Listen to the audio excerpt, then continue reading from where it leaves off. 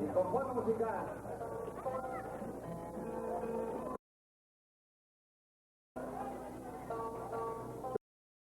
Por favor. Véngase, muchachos, véngase. Aquí está.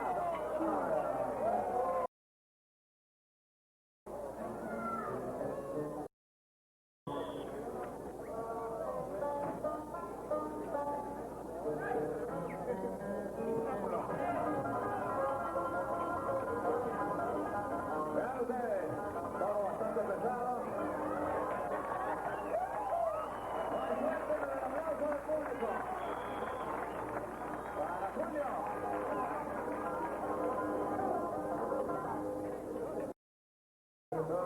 Imagínense a eso de las 3.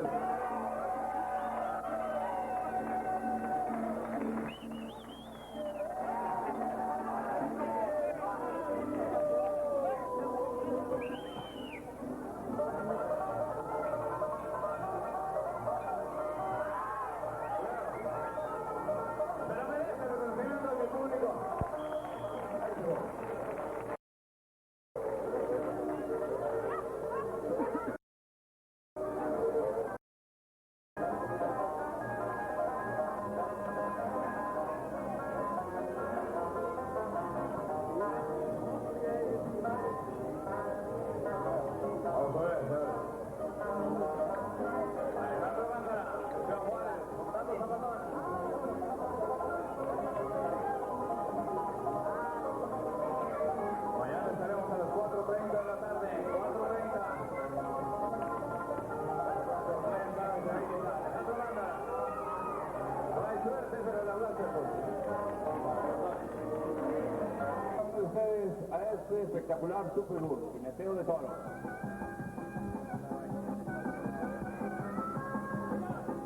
Voy a permitirme presentarles a ustedes a los jóvenes que estarán jineteando en esta tarde, llevándoles el jineteo de toros. Váyanle pasando por favor al centro Juan de Dios Lucero, Juan de Dios, Babi Venegas, Pedro Rubio, vaya pasándole. ¿Dónde mero? Vámonos. Jesús López de Charco, Saúl García, Jorge. ¿Está abriendo la puerta, Manuel? Jorge Prieto. Ah, sí. Paco Robles. Paco Robles. César Collins. Rodrigo Ortega. Tati Sánchez. Jesús López de Chihuahua. Javier Durán. Rodolfo. Paco López. Omar Prieto. Uriel Loya, Fernando Armendariz, Carlos Uranga, López Ortiz. Mario Villarreal, Jesús El Bolito Ruiz, Ay, a Raúl Hernández. Renato Ortega, Mario Grajeda, Luis Vega, Roberto Ruiz, Javier López, pero no Chabelo, Antonio Barrera, César Pando y mi tocayo Oscar Rodríguez. Señores jueces, Leonel Chávez, Chuni Grajeda, Humberto Ortega, Peter Delgado, mis payasos, muy importantes,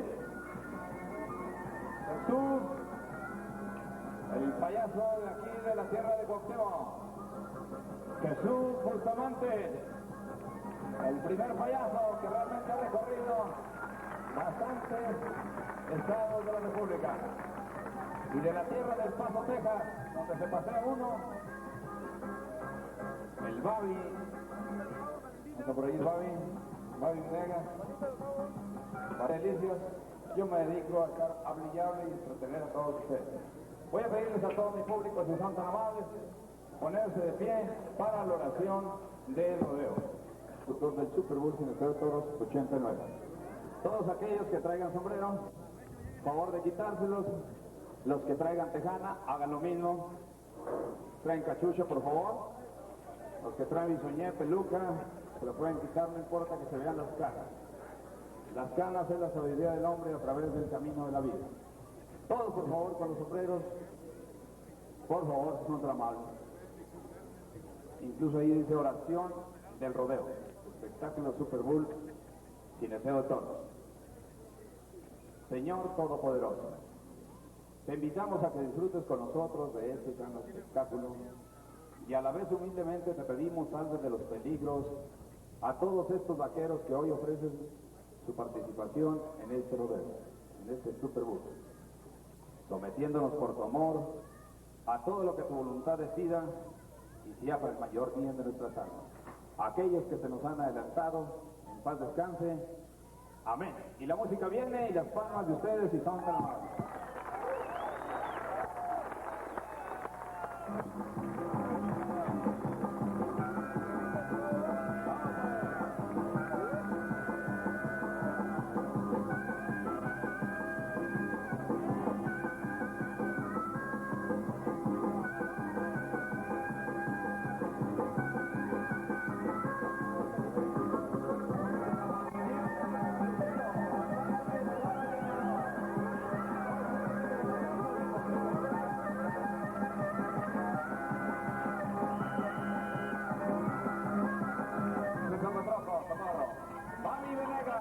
Montando el cubano.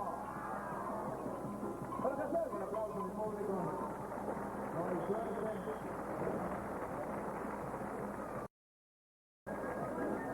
Eso allí un joven de la tierra de Santa Clara, Namiquipa. Uno de los grandes. Ezio Jaques, montando el señor de las canas. ¿Quién se llama este toro?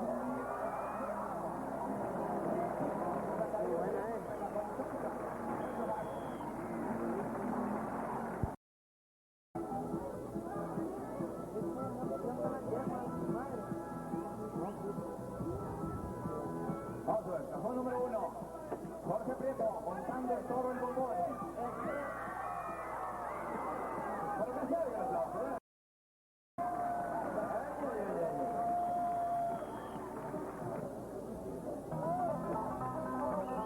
Que se oiga el aplauso de artista.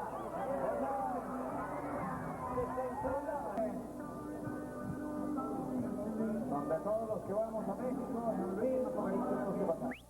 Y vamos por Parranda, yo por la vía larga lo mismo. Ay, también quiero darle la bienvenida a unos señores que andan... ¡Corra, aprieta! ¡Hey! Nos dejaron caerse, ¿verdad? Bienvenidos, mis amigos. Bienvenidos. Ya con verlos a ustedes, todo el mundo se porta bien. Rodrigo Ortega, montando la chiva.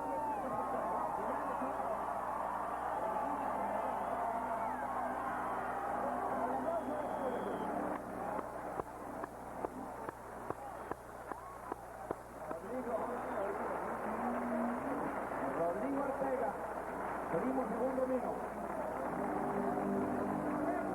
Es hijo de mi tía Chana, la que vive aquí en mi nombre.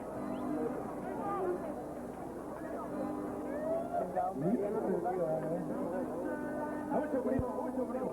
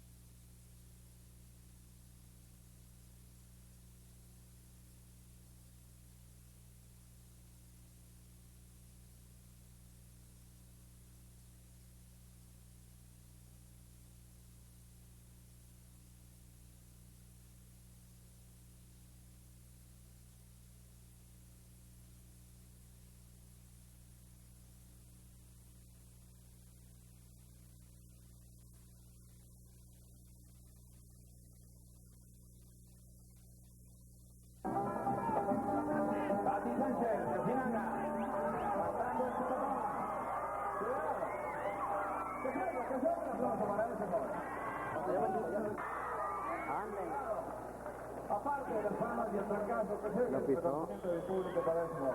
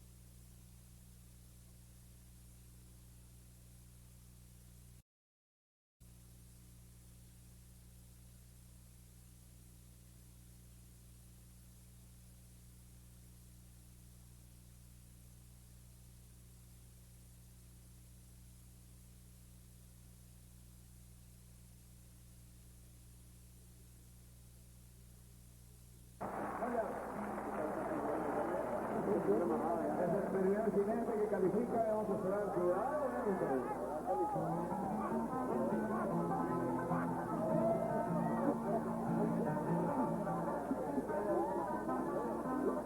Vamos a ver, aquí tenemos uno de nuestros grandes jinetes también.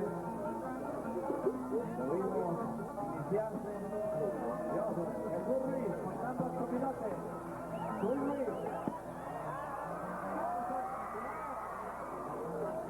Que se oye el aplauso para Burri. Ábrele todo.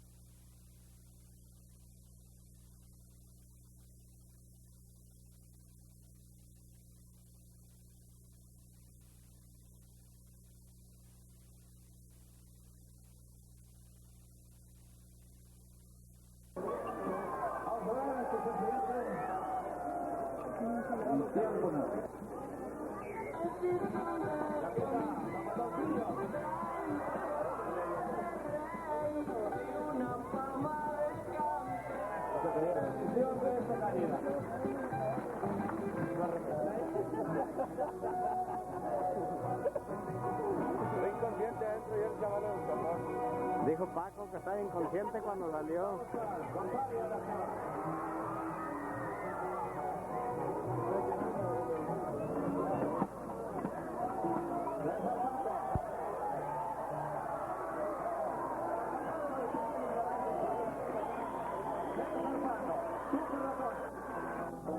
Bastante caro por todo lo que sale ese niño quizás.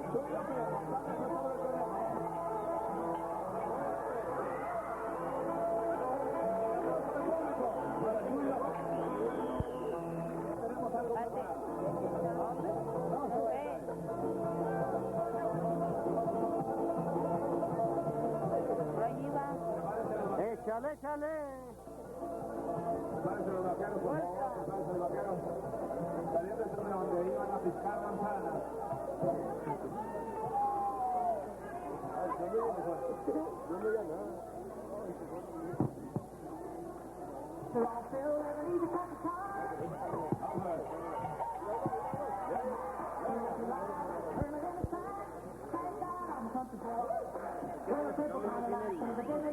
Ayúdenle con ese aplauso para que todos los jinetes pasen, por favor. Todos los jinetes.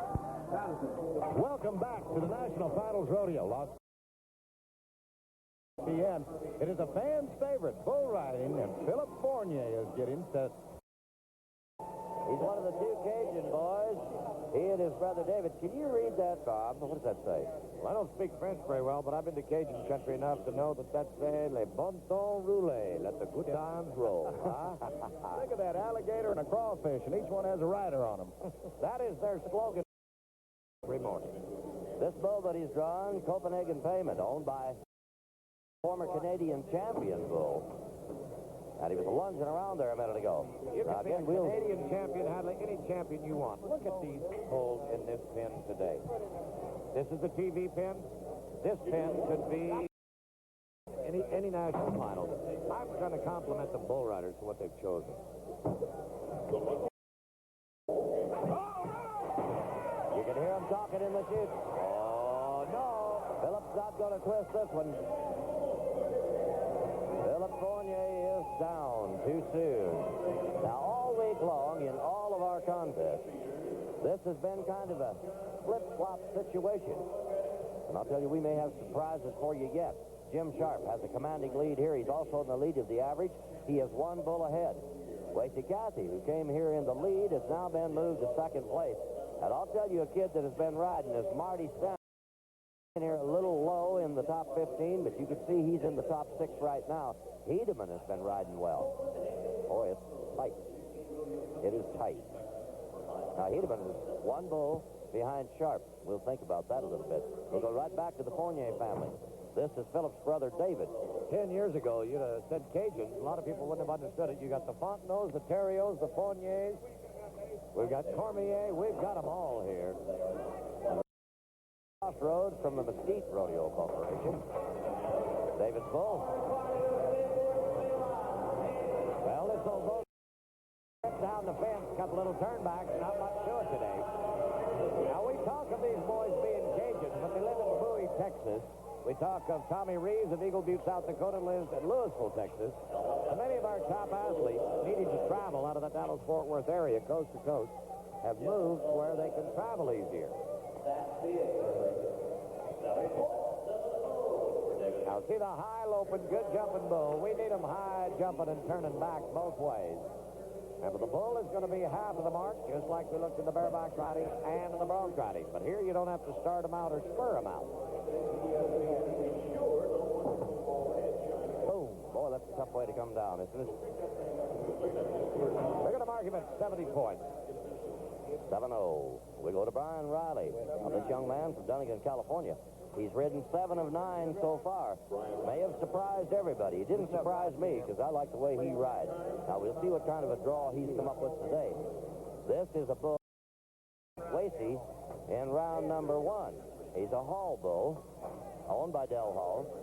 E2 is his brand. This is a rank bull. Del Hall has brought us some bulls. Remember 105, the great bull that broke his leg? You turned him out to pasture, brought him back 2 years later and throw the champions off. Del Hall has always consistently brought us good bulls, and he's a great rodeo producer. But you know what? I think that our bull riding has come down to an anticlimactic world championship race because everybody's waiting to see, will Jim Sharp ride 10? That is the big story today.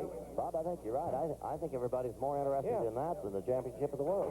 You guys speculated out there. Here's Brian's ride.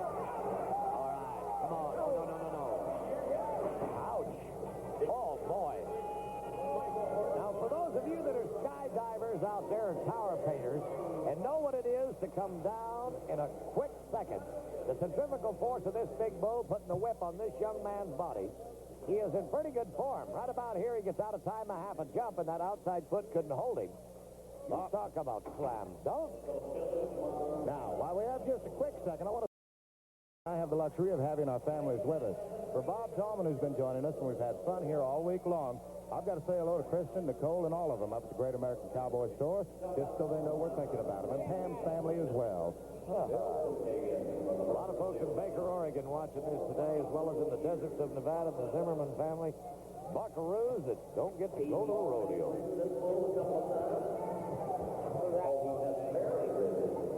Our cameras will take you down in there, Hadley, like nothing else. You can see, you can see the hair on the in his face. You can nearly see his heartbeat. You know, Bob, this is the same matchup for those who have picked up a program. The NFR. This is the same match. This man on this bull that you see on your cover. Mr. T and Mr. Chuck. Well, Chuck E. Cheese, it's not going to work today. He's taken some pretty good punishment this week. And I've always said that this kid is tough and content. Well, let's go to Pam right now, and I think she has another brand new champion for us. World champion Joe Beaver, the third time's a charm, but in round 9, did you feel the title slipping away? I felt it slip away a lot when I missed that one, but kind of made me mad. And when I caught him that second loop, I figured I had a pretty good chance tonight. And you did an outstanding job. Congratulations. Back to bull riding. Does he ever get serious? I don't know if he does or not. I know that this kid is. Clint Bronger, he's 7 for 9, and he wants this ride, and he's going to get it. He's going to get it. Look at it. Now, we're change on us. We're going to Cody Lambert. Cody Lambert's the man. You're right. Say this, that Cody Lambert physically has endured the last 3 rounds of trying to wipe out our W. Then he dug a hole in the ground with his head. Full of stitches. And this today is a show of athletics against this beast that is going to earn him 82 points. And if he ever needed to win a go-around, it was in 10, because that was his last shot. He'd only won 5,700 up to date. Now, that was a good bull owned by Del Hall, and we talked about it that he brings us each year. But Hadley, second. Oh, Bronger lost the rope. He lost the rope. Now, that's Clint Bronger. He needed that ride. He was 7 for 9. And that bull literally jerked the rope right out of his hand about 3 jumps out. What a helpless feeling. Kind of like having a truckload of cucumbers going off one of them steep hills and the steering wheel comes off in your hand. Well, let's go to Randy for just a moment. Hadley, thank you very much. 2 nights ago, Cody Will, and he's back watching it, scared us. Well, watch this, and while we do, I'm going to make a few comments. It was very devastating to see, and I'm going to say something as we look at this, that I've got a young son by the name of Cole Edwards, and if any luck at all involved in my life, I hope it grows up to be just like you, my friend. Randy. Watch here. This is the first time he has seen this back as well. It's right in here when we slow. He gets rough. That left foot slams right down in the middle of his. Thank God he was on. Gary Toole is in the middle of work. Forward to professional rodeo. You've got a great year coming up. And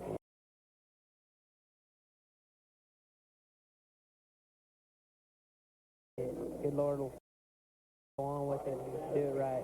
you're a tribute to great parents, and you've got them. They've raised a great son. Well, let's Let's take a look at this. Gary Toole did nail him. Oh, well, Toole has not had the finals he'd hoped.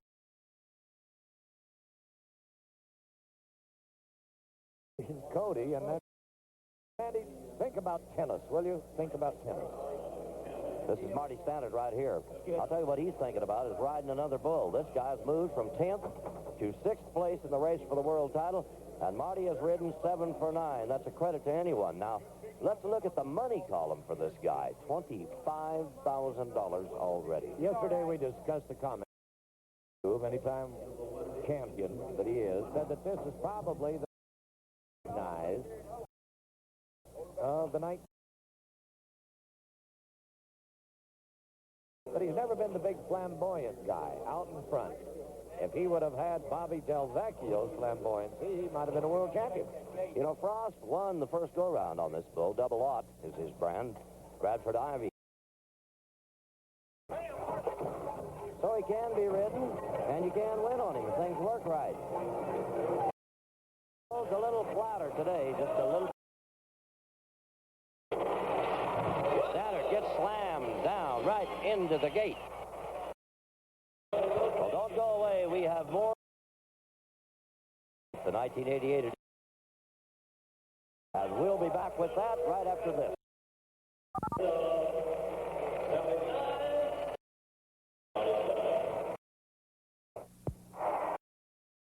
The best Prizes we've had. I think we have one yet to come in the all-around, you know.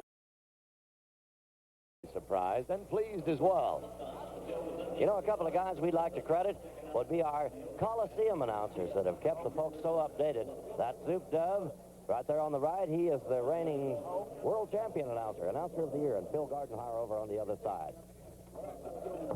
Now, let's go right back for Joe Wimberly, 6 for 9. He has drawn Cowtown of Benny Butler. Now, this bull, a former bull of the year, Big Brentle, and Successful or not in outcomes, and he's will hold on to probably some of the rankest bulls there are. And as I say that, look at the try in the last effort. Oh, no. Now, two of the men who have performed magic all week long in 10 rounds is Michael Smurfhort. Look at him take that bull by the horn. Nobody in their right mind would ever do that. Those men are not magic. And the people are on their feet in Thomas and Macarena. Oh, man. We've got to see this again, a standing ovation. Ladies and gentlemen, you will never have an opportunity again in your lifetime, in rodeo on television or live, to watch what Miles Hare and Smurf are going to do. Watch it, Hadley. Here they come. Oh, man, he's in trouble. He's got his hand caught in that rope. He is not hung up. Now, for you folks at home, he is not hanging on. He is caught in that rope. He can't get his hand out. Now, these two men, both world champion bullfighters. First, Smurf takes it there, knocks him down. Miles trying to reverse the action of the bull. And watch this little man from Zolfo Springs, Florida. He literally will put his face between Joe's and the horn of that bull. He has a hold of it. And there's Miles to turn him loose. Bull riding going. Jeff Hademan is in trouble. By the way, the end of that exciting story a moment ago was that Wimberly got a score. He scored 63 on that bull. Now, Hademan is not so fortunate. He came down, and that's a very important ride for Hademan. He is no score. He had a chance at the world title. I am amazed. Randy, I know at eye level you are as well. We're now going to jump to the top with an 82. Tough Hedeman, they are going to mark it. You're right. It was close right at the final 8. Made the decision, he was there. Ladies and gentlemen, you have witnessed something today on ESPN that you may never, ever see again. You could not predict it. But those men are blessed, and the little angel on their shoulder kept Joe Wimberly alive. And you can see Wimberly thanking him for that. Now we go to one of the most likable guys in pro rodeo, and he won the world title here last year.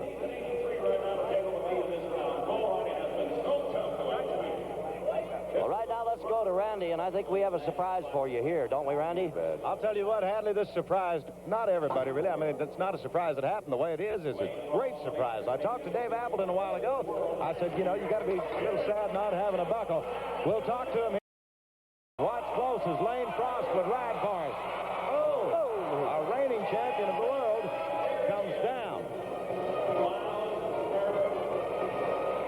Now, Lane Frost trying to make this ride on Red Rocker Skoll of the Mesquite firm, and it was a very important ride for Lane Frost. That bull is so big and so strong, he just outwhipped him. That's all there was to it. Now, the surprise we're talking about along the sidelines is my Australian friend is taking a title home to Texas and Australia. Around champion of the world, Dave Appleton. And in the meantime, this is not only for me, it's for everybody in Australia, and for my wife who stood by me throughout the whole years of my career, and everybody else. I'm numb, I'm excited, and oh God, it's just unbelievable because it's a long way from Australia, baby, but we're here. All right. What a great time, Appleton. All right. Congratulations, Dave Appleton. Now let's watch Ted Noose on Skoll Pacific Bell of Danny Russell's. This is the bucking bull of the year. Not only do we move to the lead with that 83 and jump up, it's a California bull, a California champion. And this is the bull, I think, if Ted would have wanted to ride today to win the round and to finish the 88 season, this is the perfect match. Now, this is Wasey Cathy. He came here in the lead. We were talking about people watching our telecast. I know my son, Trent, who he and his wife named their young son after this young man, have been watching him closely. This is the master of 15 years of excellence. This week has worn on him. In the 4th and 5th of the 6th round, you can see it starting to show. He took a couple of hard falls, and it had to take a little of the juice out of him. But Hadley, I think that you and I and Randy could predict, and I'm sure Pam would join us in this, that 1989 will have Wasey Cathy back in the top 15 again within the first 30 to 60 days. Well, the young Wasey at home, it's not going to happen for Wasey Cathy this year. Now, the big scene set. We touched on this a little earlier as we go to Jim Sharp, and he is attempting to make rodeo history and ride 10 consecutive rides of the National Finals Rodeo. No one has done that. If he does, you may recall that Wendell Hamilton, the president of Award Design Metals, will award him a $2,000 buckle and $3,000 in cash. And if he doesn't do that, all of those awards will remain, and we'll add $1,000 a year. Thank you, Wendell.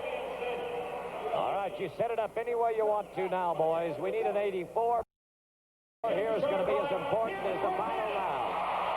Hadley in 1981. Look at there. There's the Sharp family. They're not cheering. They're not praying. They're afraid to do anything. In 1981, Denny Flynn rode 9 out of 10. Bobby Berger was 9 out of 10.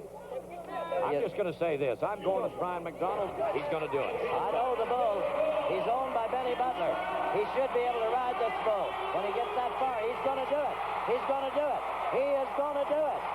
He has done it. He has done it. Rodeo history. 30 years we have waited for this. Look at there.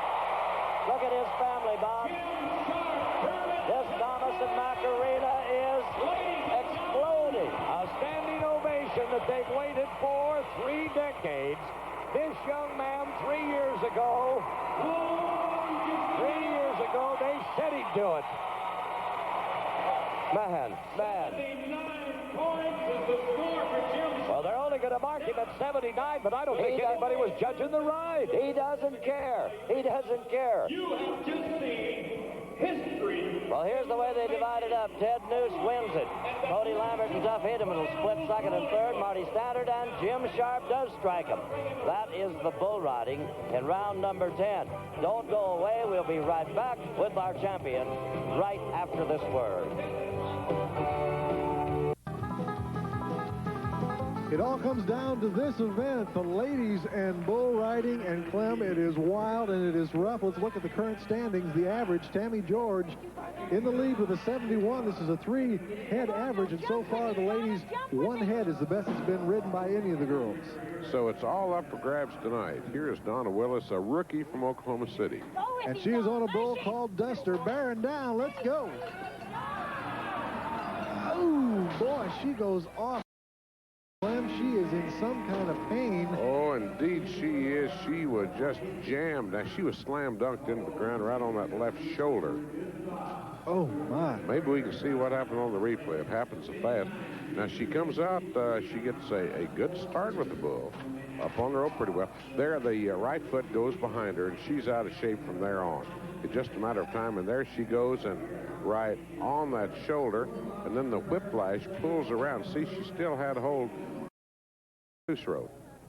They are putting her on the stretcher here to help her out of the arena, and if we can, we're going to show you one more look to see if we can see exactly what happened. And Clem, as you say, it happened so quickly. Let's take one more look here. Her left foot is there. Her left foot hangs up in the loose rope. See there what I mean? Then that whiplashed her down, just slam dunked her down. And it looks like to me it's that shoulder. She is talking. She hasn't lost consciousness. And the fans here at Blazy are applauding her. And here is one gritty girl, young Donna Willis from, look at her wave to the crowd. That's great. That had to hurt. Oh, man, that hurt up here just watching it. We move now to Tammy George getting set to ride. She's currently leading. We talked with her before the rodeo tonight. I'm here with Tammy George, versatile cowgirl, 1985 champion of the world in the bull riding, 1986 champion of the world in the bareback riding. Now for 1989, you're in the lead for the world title in the bull riding. You've drawn number 9. Tell me about him. Well, I've seen him go last year. I've seen him out twice this year at the finals, and I've been wanting to get on him ever since I've seen him. So I'm real happy about what I'm getting on. And hopefully with, I don't know, a little luck and a lot of try, we'll go to the bank with him. I can't believe she's been looking forward to this, Clem. The bull is number 9. Well, I've seen this gal ride previously this summer, and I'll tell you, even though she's leading only on one head, she still is the girl to beat for the title. Now, the fact this one backs out gives her a good lay, but this bull, I happen to know this bull real well. He's the Butler Gaylord String, and I'll tell you, he bucks down many of the top professional bull riders, the men in the world. No score, and it's always tough when they come backing out of there. Let's take one more look. Donnie Gabe could critique this much better than I'm an old roper, but see how he kind of backs up and then just throws the power to you, drops that shoulder, and just whips you down over his head. Very close to getting stepped on that time. Tammy George comes out of that one lucky, but she is not happy about the situation at all. Coming up next is Lynn Jankowski. Donnie talked with Lynn also before the rodeo. Lynn Jankowski, you've won the world title in the bull riding twice. You come in to the national finals in 3rd place this season. What's your strategy for tonight? I think it's a good strategy would be I better ride him. Nothing will happen if I don't ride him. So if I get him covered, I'm in the money, and if I don't, well, it's all over. So we got to ride him. And it's down to that point, Clem. If you stay on there, you're going to be in the money. Lynn's from Billings, and she's on Time Bomb. You know, if somebody scores a 72, they can take the lead for the world on one bull. Looking good so far. Looking good. Might do it. Oh, that's close. Yes, sir. She did not. Oh, I think she might have missed a world's title by a second and a half. If that Oh, even. man. I'll tell you, look there. Well up on a rope. Nice Bull move. throws a bad one to her. Nice She made a move and got back. She got back again. And then kind of tipped into her hand and overcompensated, and down she went. Oh, and Lynn is disappointed. She should be. Hattie Road, we move to Kathy Stroud on Boomer Sooner. There's the name of a bull for you. Montana girl on an Oklahoma bull. Yeah. Looking good. Kathy. And goes the distance. Now, remember, 71 is leading for the world because no one's going to ride 2. And if she scores a 71, she's tied for the world. If 72, she's going to take the lead. Oh, boy, she is happy. She needs to just loosen up a little bit. Wait till the score comes in. Kathy gets a 70, and that immediately puts her into 2nd place for the world title. She still hasn't stopped jumping around. You got to like this try, this gal. Look at that. I'll tell you, she's riding this one just like, you know, another 8 to 5 day at the office.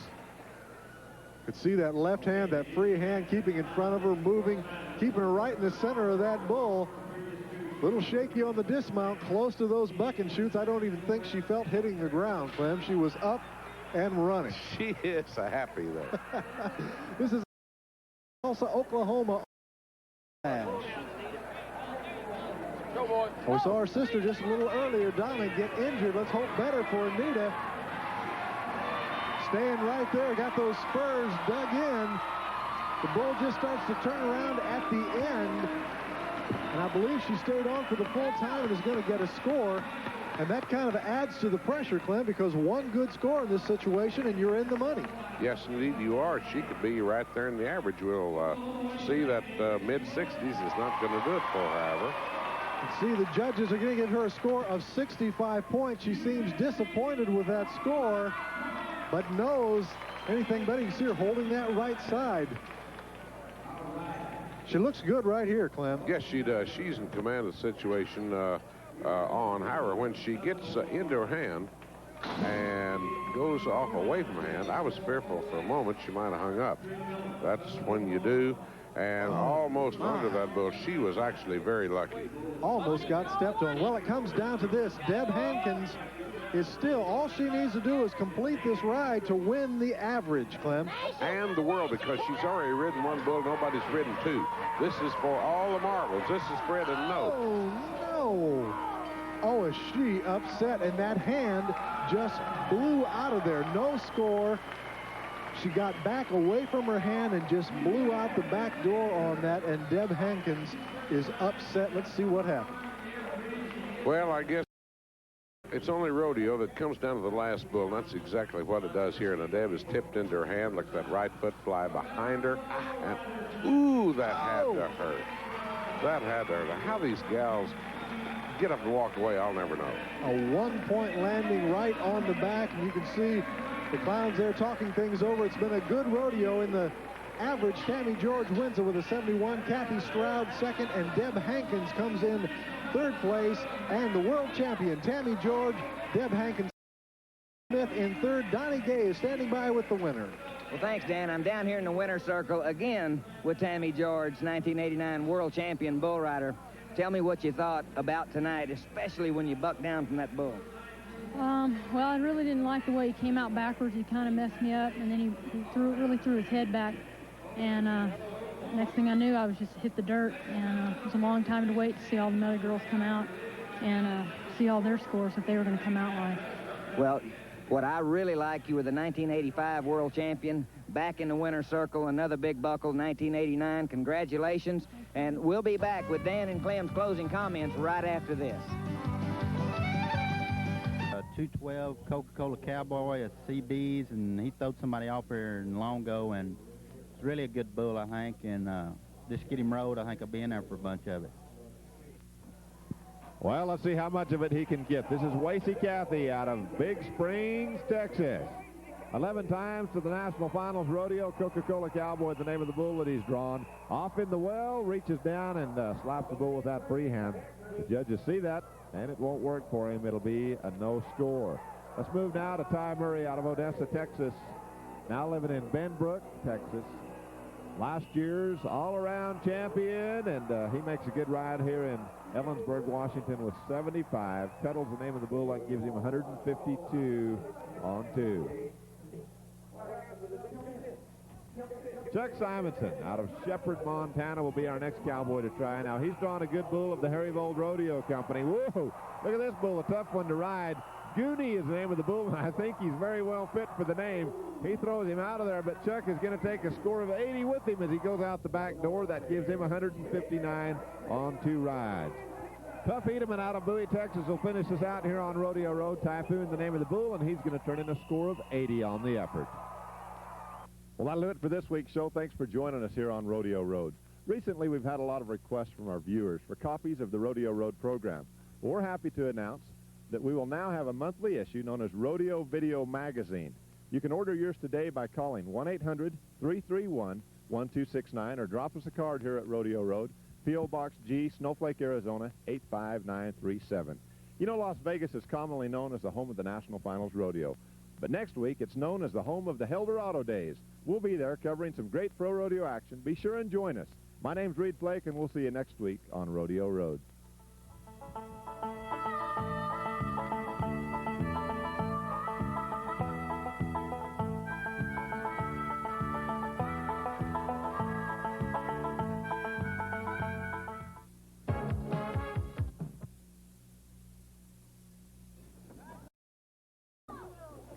Reach, Mike, reach. Okay. Yeah, loosen up, talk a little.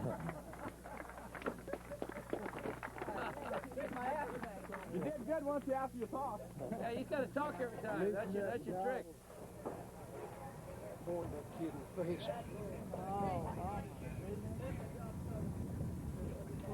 He's pulled open.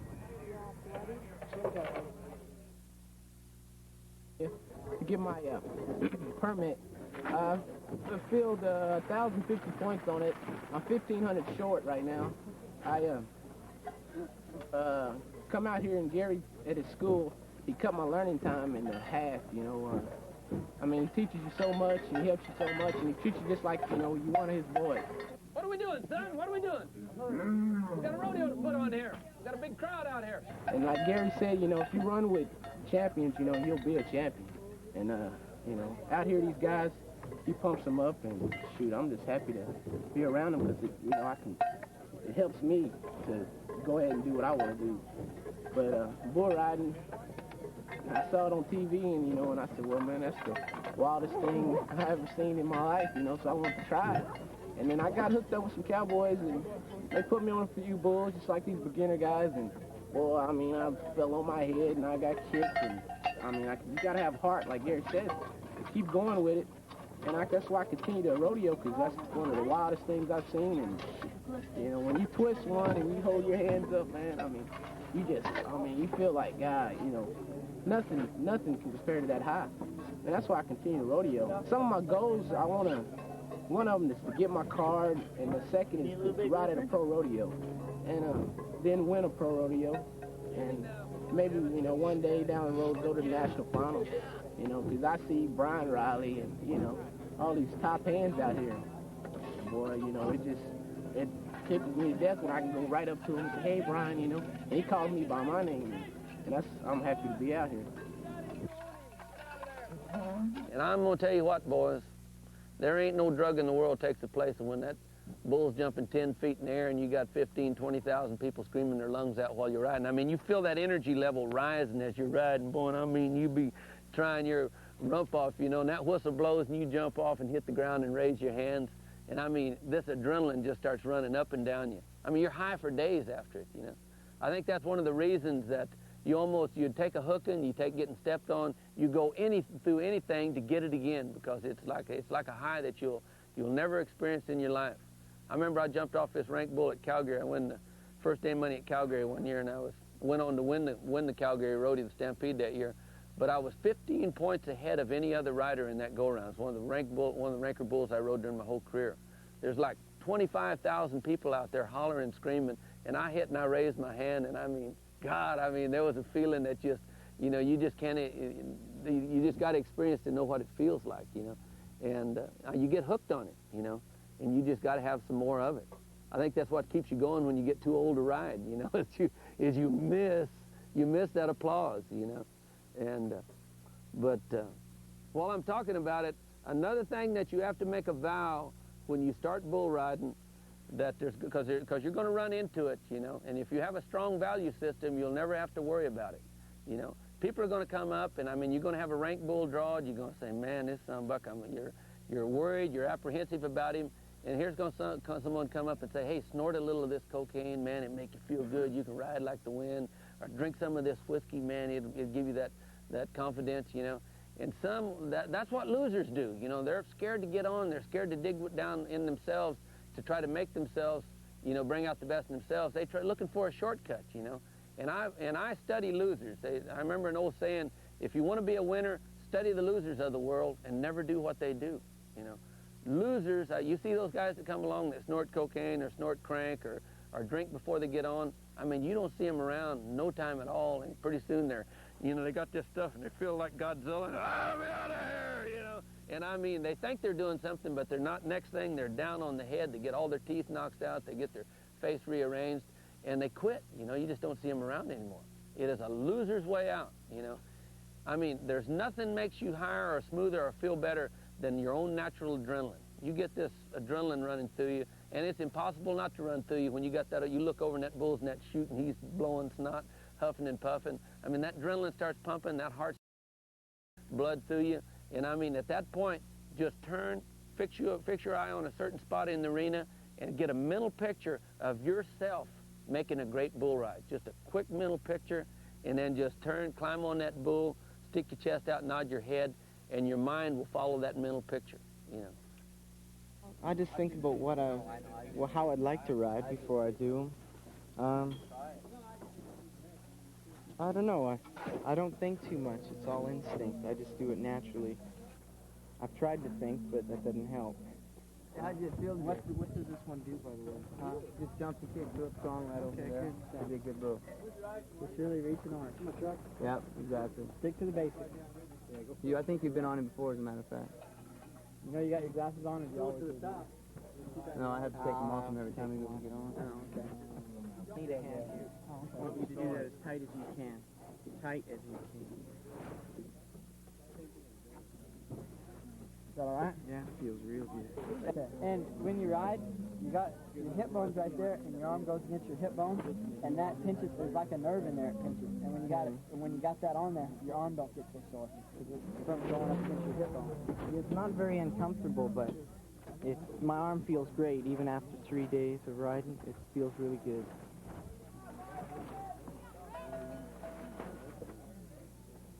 Oh, I can't hardly wear this thing. I used to have to wear a pull my...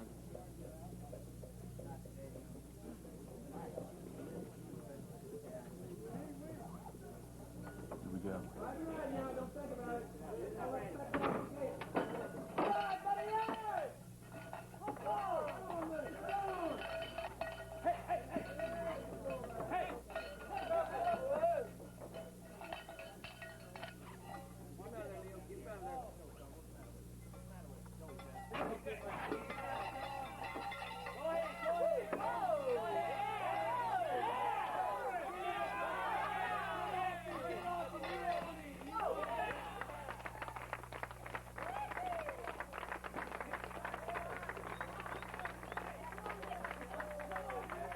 Hi, how you doing?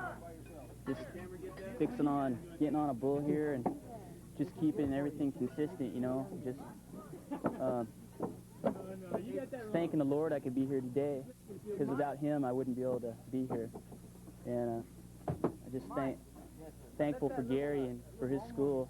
He's really been teaching us a lot here. And I'd just like to get another one underneath my belt, you know, keep everything going consistent. Keep all my moves right. Just keep it going. One of the main things is just to stay loose, you know. You need to stay loose. Because man, if you ain't loose out there, I tell you, you could be out the back door.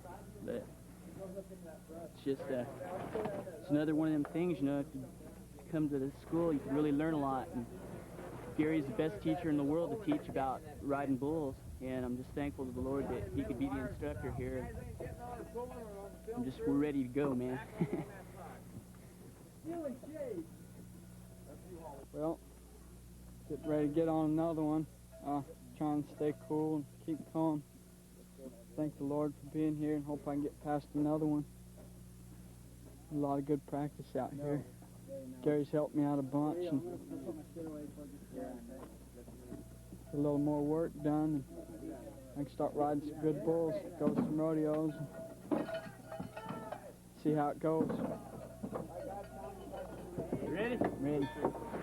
You want to take him circling, Mike? Yeah, bring him back. How's your knees? Everything go right now? they come in the first shoot, I look at them, I'm going, bullshit, forward. I mean wet, just sitting on there that thick, you know. I ride good because I eat M&M's. Before I get on, it gives me a lot of energy. And bullseye barbecue sauce. Yeah.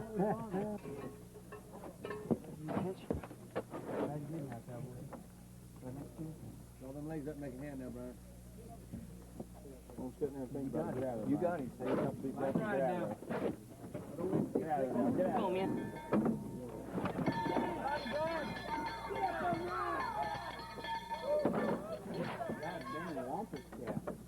Is that the one you just hanging on? Huh? No, that's the one that run around the pin. No, that's the one that run around the pin. Oh. Outside? Is that one that keep going yesterday when they were smart? No, it rare, it fell down. When I grow up, I want to be a bull riding champion and a bull riding teacher like Gary.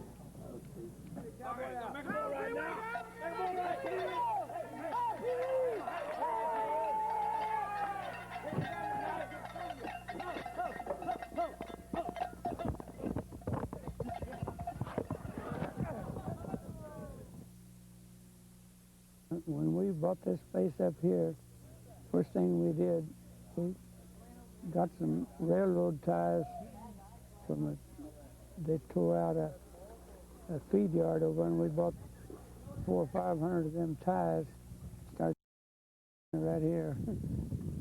We got that thing built, and I bought Gary some bulls to practice on, and we went to work on that, and we've been bucking bulls ever since. He goes all over the country. He goes to Calgary, Canada, British Columbia, all them countries, and teaches bull riding. That's all he does, teach it. You're going to ask this one guy, like I went to Cheyenne one of the first years I went to Cheyenne. The first year I went to Cheyenne. I was in awe of being around all these world champions. You know, it was Cheyenne, the daddy of them all these ranked bulls that I had in my mind were there. You know, and I drawed this one called Downdraft, you know. So instead of asking a champion about it, if I'd ask a champ, they said, oh, man, you got a good one. Turns back right there, you can win first on it, you know. Just drop in there and ride him, you know. Well, instead, I asked some old kid, you know, that was scared to death of Downdraft, you know. Well, you can imagine what I got from him. You know, oh, man, you got Downdraft? Oh, God, he's going to knock your head off, you know. And I'm so scared by the time I got on this buck with all this negative stuff. I'm in there, and the shoot boss is hollering at me, you know, and I'm not wanting to do it, you know, and pretty soon I just go, let him have me, you know, and it's just going on me, and this buck flew out of there and turned back, and as he jerked me to the end of my arm, instead of, you know, really doing a George Paul move, I just kind of turned loose and let him blow me out of there, you know, and I run and climbed the chutes, you know, and I was just glad to be alive, you know. The very next guy out of the chutes is 19, I'm 19, just cracking out, is the 19-year-old world champion, Bill Cornell. He sticks his chest out. He's got a bull every bit as rank as mine right in that gate. Pulls him, he rolls that shoulder, he comes over the top and goes to spurring that sunbuck in the neck every round, you know. Wins the first day money.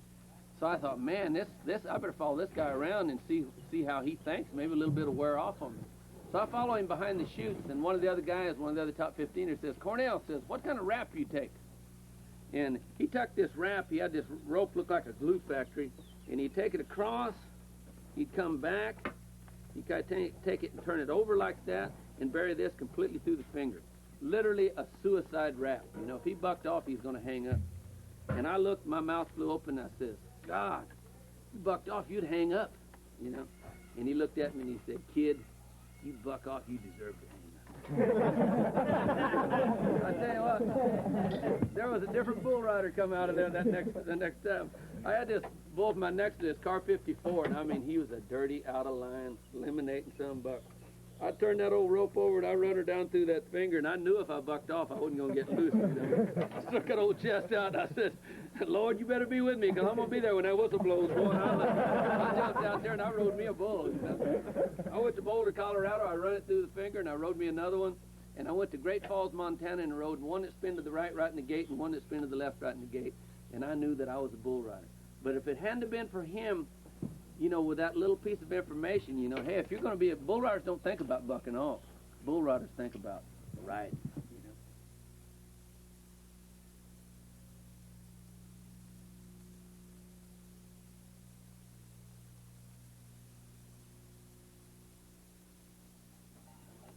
son. Okay, you guys be sure and watch it. Concentrate on his shoulder as he's riding. Watch the way that bull comes around into his hand. I hope I can get up and ride one. Brett, you were born during the period of time when your dad was a world champion. Yes, sir. He was champion when, 1970? 1970. Yeah. And I was born in 1967, so I'd have been about 3 years old. So you was raised up going to rodeo. Oh, I sure was. I guess they used to tell me that I didn't like traveling because I guess I traveled so much when I was little that when I got older and had the option, I didn't go. But I like. You got a red tail feather in your hat. He's ready to go. Okay, hand me that stuff there, Lito. Had it here just for you.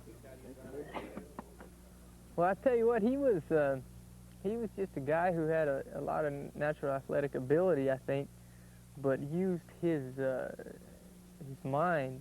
It was kind of a mind over matter deal with him because he always claimed if he had the talent of a lot of the cowboys that he was around, and even nowadays, you know, he had had a world champion buckles that a show dog couldn't have jumped over. You know, he just used more of his mental ability than anything, I believe, and that's what made him so successful. Yeah, he was gone quite a bit, but you know, like in the early years, that was so long ago, I don't really remember. But I know as I started getting into grade school, and I always liked rodeo, but I was more into baseball and basketball and stuff. He was always there to help me out. You know, maybe not as much as a father who you know works 9 to 5 at home, but he was there quite a bit. And you got a dynamite mama too. That helps a lot. Oh, sure. She was always there for us. Even you know, when my dad couldn't take us, she would, and vice versa.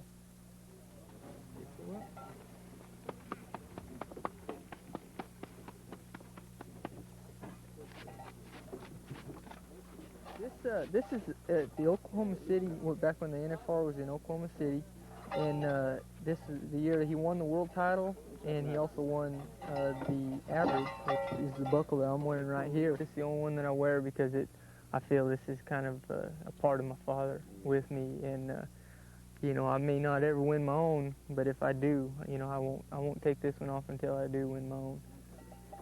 You can? Yeah. It's great up here. I like going off, and you know, when I'm off rodeoing and traveling, it's great to get back home because this is just a relaxed atmosphere.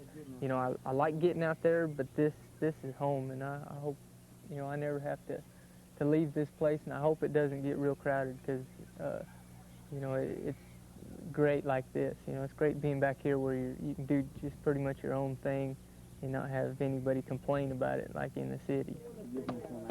Right good now, son. No, he runs out of Sit up and stick that chest out that first jump. Okay, man. Line north, yes. Come on, Pep. Drive. Go to him. Ha! All right, Brett, get off. Into your hand. Out of the mud. Just right. Perfect. You're starting to arch that first jump now. That's what I'm concentrating out of this. Good ride. I started coming up here when I was about 9 years old. I'm 23, and I filled my permit up here at Gary's permit sessions. Gary's instructed me. I travel a lot with his son, Brett LaFew, and the school's the best thing that's ever happened for me. You know, it helped me succeed in junior rodeo, high school rodeo, everything else. Gary's always been my instructor, and it's worked for me. I've been coming down here for about 10 years. I was about 14 when I first came down here, and I started riding bulls. I got on my third bull here, and Gary, he's helped me out, you know, all the way to where I'm at right now. 88, I made it to finals my first year. The year before that, I ended up 19th, a little short. And last year, I had a knee operation, kept me out for 4 months, and I missed the finals by about 5,000 or 6,000. So right now, I'm on a comeback trail, and I come down here and keep tuned up, help Gary with his schools, and I just really love riding bulls, and I love helping students that, you know, that have potential and that want to be something in the bull riding game. And shoot, I'll help them out in the shoots, or if they need a little second opinion, I'll help them out. But Gary's the main man here. Martin, he's a sports trainer for a baseball team. He said every time one of his hitters strikes out, You know, the sports psychologists have them take that right back, just like we're talking about here. They see that ball coming. They hear the crack of the bat. They see the ball going out there for a hit. That way you turn a negative into a positive, you know. And you get in the habit of doing that with everything you do, you know, and you can't do nothing but go up, you know. But if you come back and you cuss, ah, man, I'm an old woman, I can't ride, you know, I can't hit a ball, whatever, you know, then you're telling your mind you're no good, you can't win. Right on down the line, the mind is saying, you got it, you know. If you want to lose, I'll make you whatever you want, you know. So be careful how you control your mind, you know, because it is literally, you know, what is either going to make you or break you, you know. So mind control. Trevor Walker has very high hopes to make it for Saskatchewan. The Calgary qualifiers, as we said, add one more. Wasey Cathy won in '83. Nice to see him back. Ted Noose is the '85 all-around world champion. Brian Riley has some problem. Only injuries have prevented him from winning big money. Mark Kane is second, actually was second in the finals last year, and then Scott Reading was the '85 Rookie of the Year. A very classy group there going for that bull riding title, and of course they first have to make the showdown. And Bob, these guys are facing, well, some very tough bulls. Hey, we're facing a very tough bull fighter. There is the boogeyman, Mr. Bull Fighter Leon Coffey. Texas. Byrne along with Dale Woodard have done a marvelous job here this week. That man, the Reno Rodeo here, 3 weeks ago, broke his foot. He's back in there. And the great Canadian bullfighter was also represented at the National Finals Rodeo a couple of years. Let's go to Trevor Walker. All right, from Val-Marie, Saskatchewan. Yes, now you talk about hockey players. Brian Trottier, there is his hometown as well, a former Islander. Trevor, he said, let's make some headlines for him today, and this is Wilt Gerlitz's, oh my Lord, let's start with a killer.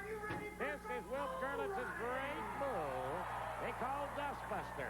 In 1988, they won the $50,000 on this one. Little Clint Bronger from Roscoe, Montana, you'll meet him today again, was 90 points on this big chunk of hamburger. Now, fans, if you've never been to a rodeo, you've never been to Calgary, and if you've never watched one of our CBC broadcasts before, shame on you, but I'm glad you're here with us now.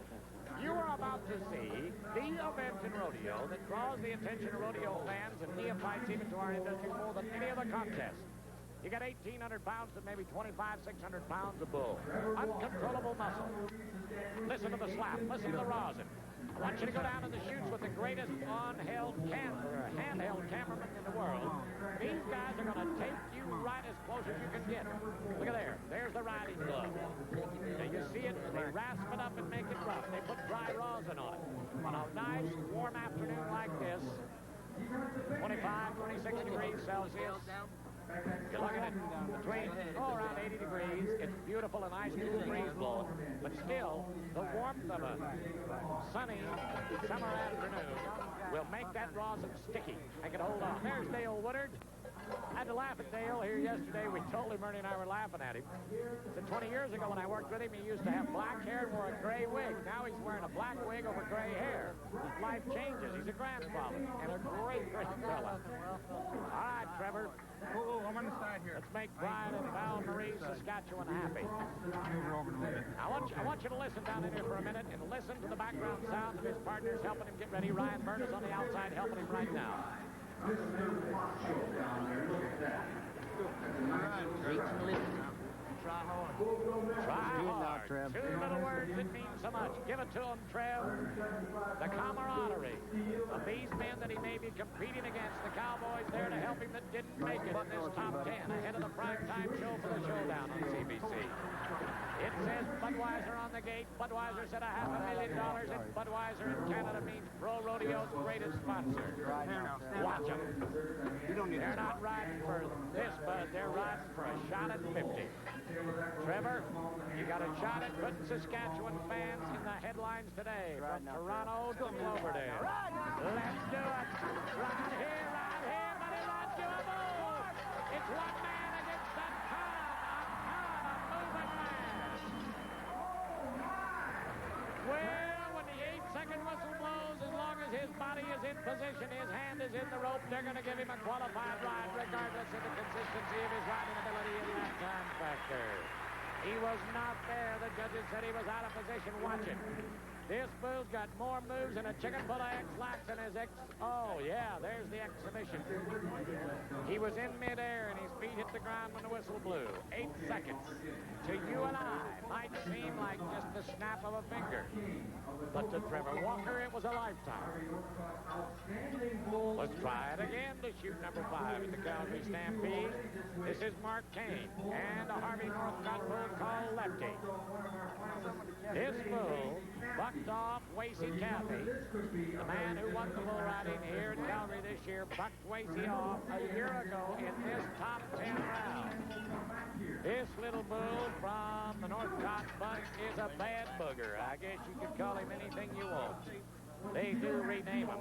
This youngster, good Christian cowboy from Atoka, Oklahoma, has been one of our tour winners and one of the consistent winners on the Budweiser Tour. He rode double odds right there. You see it for 82 points to win the second round this week. This cat is hot. This is what a bull looks like. Now, when we get to the showdown, you'll see the bull. Double odds that he rode for 82 points. Better be with us in that prime time show a little later today on CBC Sports Weekend. And everybody wears their own colors. Their shafts, their shirt, their hat, the way they shape it. The glove tied on. You can see that the hand is tied in. He is literally tied to this bull, and this bull is going to own him. As far as little Mark Kane is concerned, at 5'9", 155 pounds, he owns him. And he is going to own him. He's riding him like glue. He's in trouble now. For 6 perfect seconds, he is in his domain, and one jump, he slides to the left. The right foot trying to spur on the outside cost him. He lost his foot. We'll have a chance to watch it right here. Now watch the bull as he starts to the left. There's the jump, then the kick. The inside foot is loose. He's bicycling with the outside foot. The bull fades, throws his head back, whips a hip on him, and when he does, the outside foot did not stay in there. Marcus, I'm sorry, but you're out of the competition, cowboy. They have only rode about 50% of the bulls that they have brought here. Our Canadian rodeo producers can be very proud of the top stock that's been shown this year at the Calgary Stampede. Many colors is the bull you're going to meet next. This is another great one from Will Gerlitz and Clint Bronger, the hottest man in the world today, a former $50,000 winner. Roscoe, Montana, a beautiful part of the country. This cowboy lives where people dream about just going on vacation. He's an everyday rancher. He told us a quick story the other day about going to 13 rodeos in 12 days, and the number 13 bull blacked his eye. Now, Will Gerlitz, he sent a good one in. You watch this little bull called Many Color. It's very tough to predict what the bull is going to do, but I can predict what this man can do. About 4 years ago, the first time I remember recognizing him, we said, that kid's not big enough to be in the mutton busting. Look at him here, ride this big spotted bull of Wilkes. He owns him, he owns him. Well, I hate to say it today, but that bull, even as good as he looks, has bucked better than that. But I don't care, he rode him. He rode him, that's the main thing. Ryan Byrne and Leon Coffey, excellent job. We haven't had Dale Woodard much on the screen, but he's there as a lifesaver for the bullfighters. It's a fade to the left, back to the right. Well, I'll tell you one thing, I'll have to eat my words there. Back up, that bull did buck a lot better if we look at it in the replay. 76 points, and since we're looking at a pair of buck-offs from Trevor Walker and Mark Kane, I guess a guy better back up and take that back, too. He's the first to qualify. Just get 4 up road, boys. That's all we need to do to go into that short round. Now to Scott Brady. All right, Scotty, let's see what you can do. Midnight Lakes and the Calgary Stampede bull this time. Got it comes from Billy Montana. Yeah, buddy, an 85. Rookie of the year. He's in Calgary on the high open book across the arena. Get off the ground. Oh, there. Now the bullfighters have done their job. Ryan and Leon, thank you. Excellent save. Let Scotty get out of there. Here's a kid that we keep seeing, but we don't see him high enough as often as I'd like to see in those standings. Just give him a little time. He's coming into his own. A little late in life, but that's all right. Second qualified ride in the top 10 at Calgary today with a 72. Now, you don't need to start them out. You don't have to spur. All you've got to do is ride. Just hang those spurs and that old ugly eye to that bull and hang on, buckaroo, hang on. We'll be back with more of the meanest bulls in North America, so stay tuned to ESPN. We'll be back in a moment. Shot the chutes. Now we're going to play with one. There's Dale Woodard. He said, I better get in the condominium here.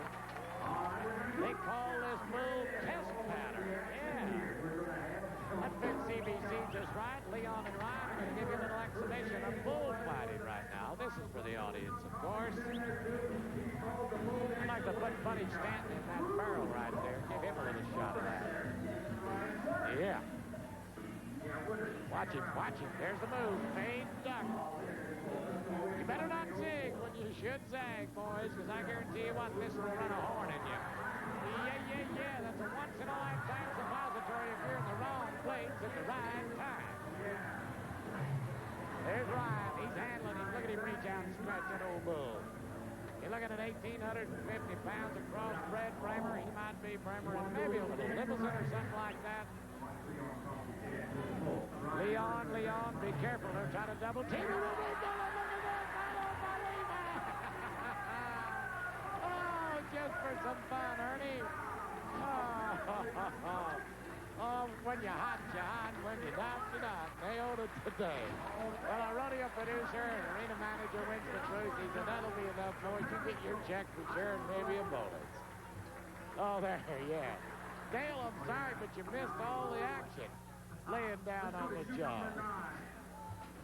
Oh, that's good watching. All right, let's get serious again and go back to Mark Q.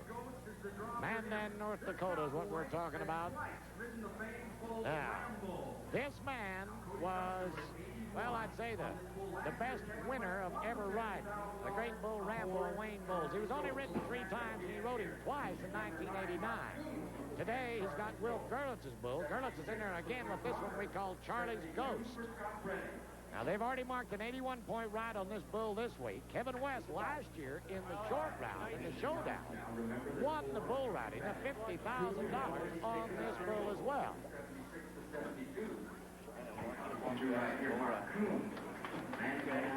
For those of you that would remember our showdown last year, he hung on the side of this bull for about the last 3 rounds. He said, I'm not turning loose of that cash.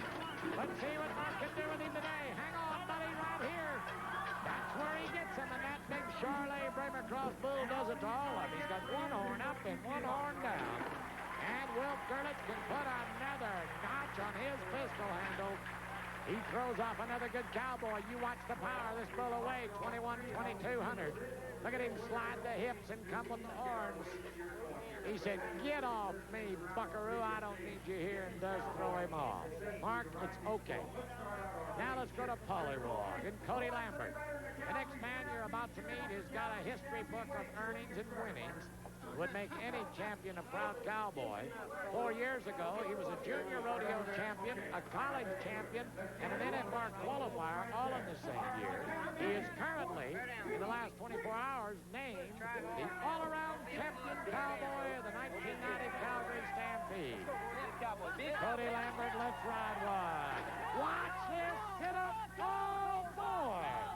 Oh, Pollywog's are doing it. Cody's right where he belongs. Yes. It's everything you'd want in a bull on this kind of a rodeo. Well, the all-around champion cowboy is hot. He's ready. Davey Paulson's got an audience in his hand where he wants him. Cody had the bull in his hand where he wants him. Let's see what's going to happen. Well, I think we're talking about a tie for the lead here. It is at 76 points. That's the way it ought to be. So it's Bronger now and Lambert, Texas and Montana, tied for the lead at 76. 72 is in there for a third.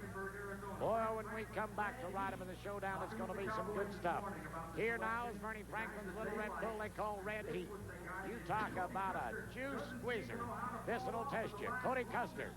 Here is a great athlete in more ways than one. This man's idea of who he is. He said, well, I am just a guy that wears Western clothes put here by the Lord to be a leader. Watch him. His mind is perfect. I have never seen this man ever stress or strain. He will never overemphasize anything in life. Very modest. And he can ride some of the rankest bulls in the world. From Wickenburg, Arizona, in red heat of Franklin. They're winding it up before they go to try to get some Cooley's in perfect form. He rode him like a 4-H calf at a Sunday picnic. Look at this kid. Long and lean. Mr. Consistent, Ernie says. Yes, he is. Now watch here.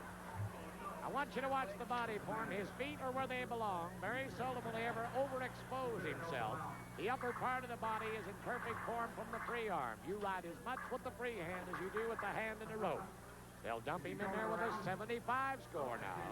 So we're a pair of 76s. Then a 75 will jump in for that second place. That now throws out our Montana man, Scott Brady.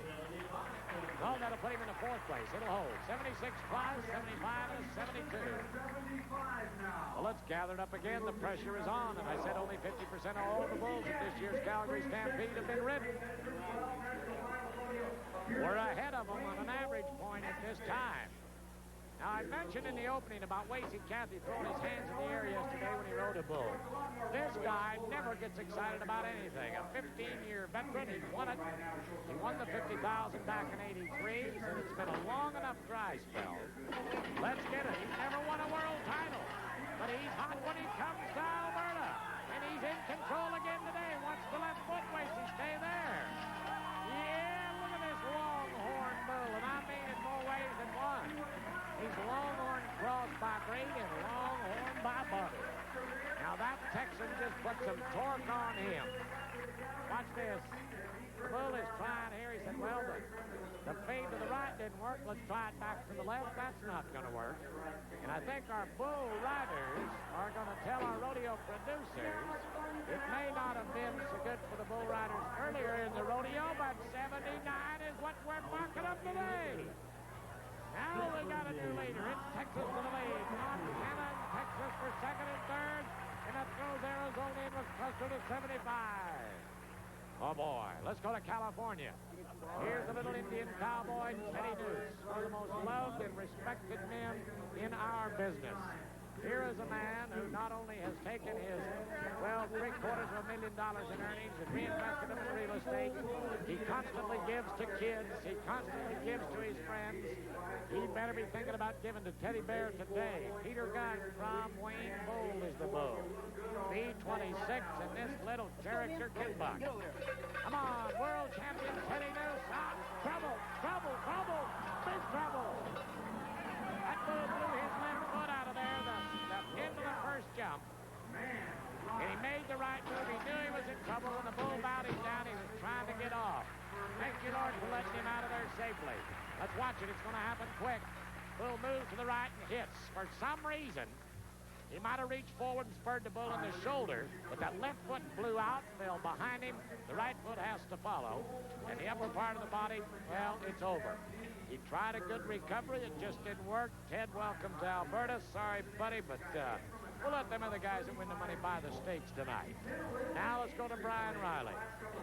This fine young man right here would be a cowboy that I wouldn't mind speaking for me any place on any subject when it comes to rodeo. Dunnigan, California has a mass population of probably about 26 people. It's a little farm community just a crossroad. One time a national finals qualifier. He's had some serious injuries in the last couple of years, but he can ride. He better be able to ride. This is one of the great bulls, Bunny's calf. Now, Bunny was a bull that belonged to Wayne Bull. This is a Calgary bull. They call Scholes Playboy Bunny. He was the first man on the grounds here today a long time ago. He was here 2 hours before the rodeo, getting taped by our sports medicine doctors. He said, I need a little extra help today, boys. We need to put a little extra power in the body. Miles and miles of 1, 2, 3-inch tape is used to put them all on. Come on, Brian. Look at the outside foot. He's in trouble with it. He's in trouble.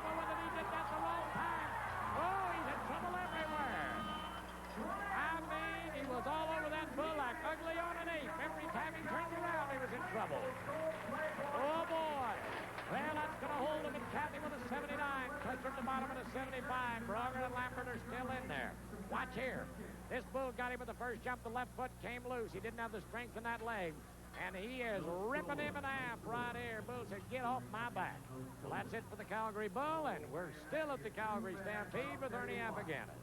What a nice-looking comeback there, too, for Wasey Cathy, who did so very well. As we look on the injury and possibly some problem there with Ryan Riley, but maybe he'll survive this he'll be all right. dull day, as he'll call it. That's what he calls it when he has that tough time.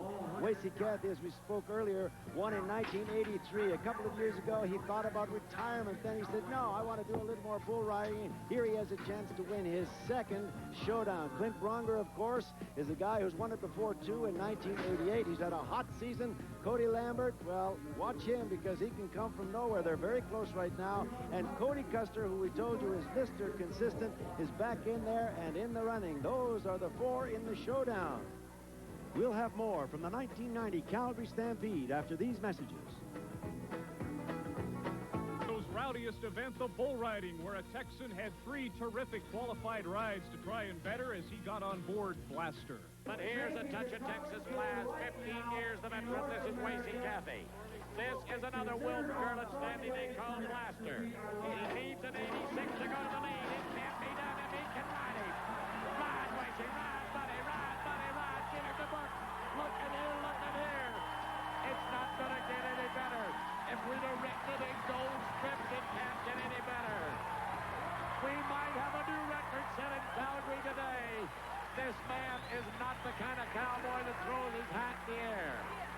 He is not. There's his partner, Al Sewell, a friend of many cowboys. We're looking for a new record maybe today at the Calgary Stampede. Watch the way that he rides. Ladies and gentlemen, he picks up his rope. I can hear Dave Paulson talking about it. We've got a new record. It's 92 points. No, we're one off the record. 93. I don't care. It's a record on this Sunday. Who the heck cares? Give me another loony, Brian. I'll take all your money. And give that man 50,000 loonies, Bob Tallman. Another 2-time champion, Wasey Cathy of Big Springs, Texas. Coming up next, we'll bring you the $50,000 showdown as the Chuck Wagons rumble next at the 19... Thor's been a 60, and that's not indicative of how he can ride. Just a good little bull right here. He wants to buck. Going to go down the pin. There's another one that's been spinning. There he goes, and just slams him down there. He'll get into your business. This little bull is mean. Poor Britt stand right in his face. Oh, hang on, Frank. Got a visitor outside your door. Coming to knock on it a little bit. Ford Britt really starting to be a good bullfighter. He's real aggressive. Starting to get that position and timing down. See Frank McElvain's trying to make peace with that bull. I'm glad to see him finally get in that barrel there. The first couple of rides this second section, he was out of it. Kevin gets no score. We'll take another look at the ride. Hank broke his concentration. That bull wanted to spin right there. Gets out there a ways. Kevin thinks, well, he's not going to spin. And then all of a sudden, he goes into it, cranks it to the left away from his hand, and just puts him down on the ground and cost him for a score. It's got to be like heading into the curve on a car and a quick turn. Wasn't ready. Jeff Roberts is on Archie. Okay, Jeff, he's finished third here once this season with a 69. We've seen him make some great rides, and he's kind of fighting his head a little bit. I've been talking to him, helping him a little bit, changing his little bit of his position and his riding habits, and in good control on this bull. He's a little bit stiff, but he's thinking a lot. He needs to get a couple of scores down, get a few whistles under his belt, and I think this boy's going to be back and be in the winner's circle a lot. Jeff Roberts stays on for the full 8 seconds. Score to beat is 70. Jeff gets 63 points. I would think it has to be twice as hard, Donnie, when you've had close to 80-point rides and then can't put it together for a while mentally.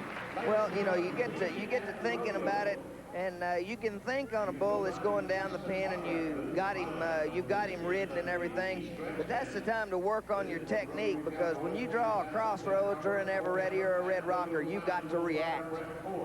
Jeff Roberts' hometown boy. This is Wes Howard on Sad Sack, who wants out of the chute.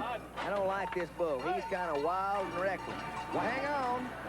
Really balled out of the chute, just tipped him into his hand, says hello to Frank on the way by. See that back really roll to the right there, and Wes went off to the right.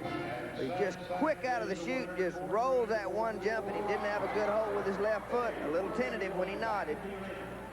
And you could see old Sad Sack kind of try to give him an extra shot there as he went by with his back feet.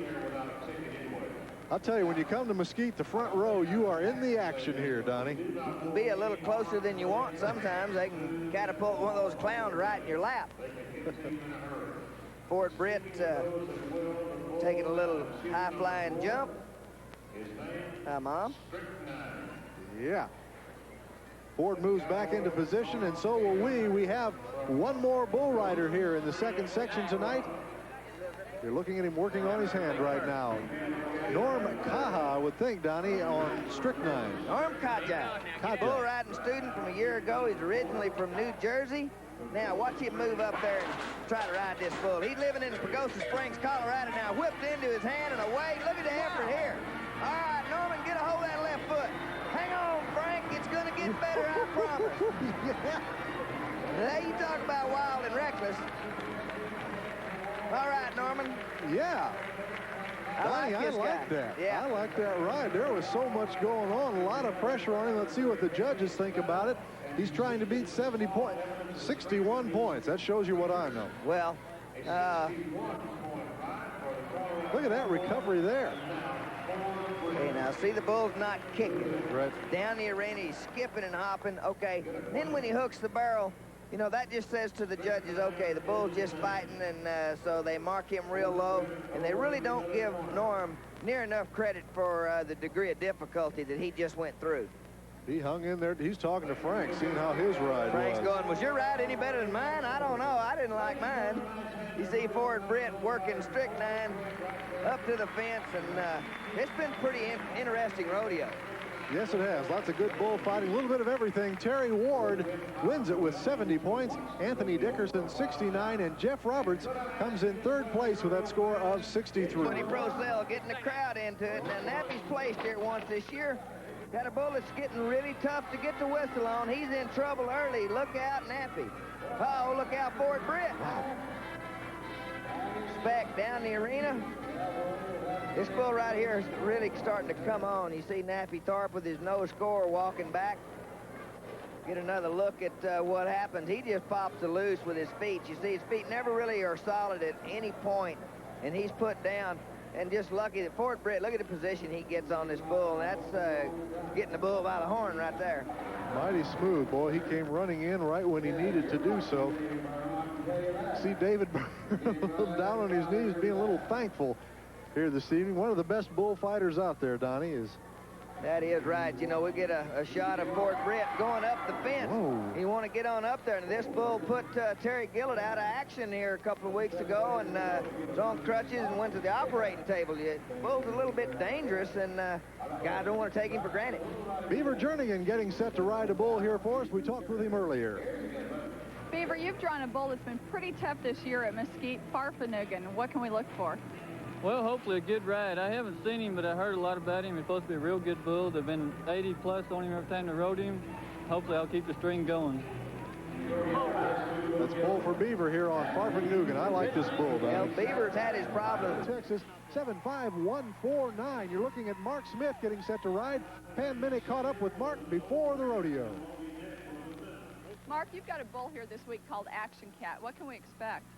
Well, he's the kind of bull that you don't really expect anything except to win first on him, because he's one of their best bulls, and like I said, no game plans, just hang on, because he's first place. I can hang on to. A lot of pressure, Donnie. He's ready. Yeah, So the bull like turns back to the left, and he is hard to ride. Keep your chin tucked, Mark, and you'll have a chance. A lot of power. Kind of blows him loose and just turns, circles around there, sets him up, and puts him down. Now, I didn't think the bull was going to fit, Mark, when I saw the draw. See David Burnham in there to make sure that Action Cat doesn't do anything wrong. There's that no score flash up from Mark, and I know he's disappointed. But the bull is really strong. Now watch. He's in pretty good shape. He's ready. He knows he's going to spin to the left. His foot's bouncing a little bit, and he just beats him around the corner and slams him down. Action Cat puts a lot of guys down, and Ron Craver just tempting fate. Well, the bull did exactly what you said it would, Donnie. We're looking now at Darrell Hendon. Mac the Knife is the bull. Darrell placed here once this season with a 75. Gets on Mac the Knife because nobody else wants to. Look at here. Good turn. Go on, Darrell. Get on the road and stay with it. Yeah, another great move. You betcha. I'm proud for this boy. He's went some rodeos with me. Look at Ron Craver. David Burnham, look out, fellas. Guys, that's Mac the Knife. Don't make any... Look out, Craver. Get up the fence. The judge. I mean, Darrell said, hey, boys, don't forget me. Give me the money. Boy, it was a good-looking ride. Let's look at the score here. They have 77 points for Darrell Hendon. Good boy. Darrell's on a roll, going for the Mesquite Buckle this year, maybe, huh? This deserves another look. Look at this move right coming up here, Donnie. Super. Too far that free hand, and he got away with it. The bull reaches out there, jumps forward, lunges, now comes around. Watch him with that free hand. Reach back out there, nearly got a little close. Yes. Pulls the ripcord out the back. Now watch the bullfighter. Look at here. Oh, boy. Let's look at this again. Watch this turn. Wow. Now, his free hand came back, but he stayed down with his head. Loosened up with that left foot. Got him a new hold. Now he's going to come around again. Do it again, Darrell. That's what I like. That's what I like. There's a guy putting out lots of effort, and most guys won't even get on this bull because they're scared of him. Oh, yeah, play cowboy, boys. Great looking. There's another nice way to start your job. It's jambalaya. Joey Job is the man on his back. Good young cowboy. He won here once in 1988 with a 77 score. You know he's got the ability to ride. Jambalaya, nice little bull. Spins left usually. Okay, here we go. Joey starting around it. Don't get down in too far. Joey, look out. Boy, got him pulled down into the well and gave him a shot for his trouble. Joey down early and not going to get a score. Jambalaya enjoying his time in the light. Out there playing with the guys, and no score for Joey Job. He's over there going, well, I got out of that anyway. I got out lucky. Now, his hand's a little down on the side. You think that'd keep him out of the well. Well, it doesn't really, because just a little further down in the well. He's just lucky his hand comes out and had to look Jambalaya right between the eyes. Looks just like slow motion, Donnie. Him just slipping. Oh, it gets a shot. Pretty good shot in the back. Didn't get stepped on. Look at the bullfighters. This is James Garlick getting ready, working on his hand a little bit. The bull is Repo Man. Pam Minnick caught up with James Garlick before the rodeo. James, we saw you mark 84 points a few weeks ago on Harlem Shuffle. Tonight you've got Repo Man. What can we expect? I've tried Repo Man before and didn't get along with him too well, but I guarantee I'll give him my 100% tonight. Can't ask for anything more than that. What he means is that rock and roll from Repo Man has throwed him off. He gets into his hand and then just kind of dumps him off. James Garlick is set to try to ride now. Okay, two nice jumps. There's the rock and roll, a right turn. His feet came out. Look out! Oh. I thought he went right under. Man, so did I. Very close that time for James Garlick. Got those feet popped out behind him, and he came forward, and it looked like Repo Man was going to sit right down on him. No score. Let's look at it back. There's that roll. Whipped him into his hand. He gets back. His right foot comes out. Whipped him down. Just from our angle, he blitzed to the side of him, but it looked worse than it actually was. James Garlick disappointed. There have been some rough landings. Darrell Baker, Master Blaster, the bull. Darrell won one time last season with an 82. Well, you know he can ride. I remember that 82 score on Cobra. This boy can ride. This bull will run over you. Got to be real careful. All right, here we come. Bull coming around to the right into Darrell's hand. Now he lines out. Look out, Ron Craver, hey! Little extra effort there. Darrell Baker, don't make that mistake. David Burnham comes in and saves Ron Craver. Boy, that was close all around. Everybody had to pay attention. Look out, dummy. He's out for blood tonight. Master Blaster had a bead on Ron Craver, and Darrell Baker was trying to hold on through all of that, gets 63 points for his effort. Well, running over Ron Craver might have distracted the judges. Now the bull goes out there and makes this right turn. Now he's going to change direction. He spots Ron Craver. Craver says, oh, no. Whoa! Now, that's two pretty good rides. Master Blaster, he's working overtime and packing two guys. David Burnham said, well, I better go save both those fellas.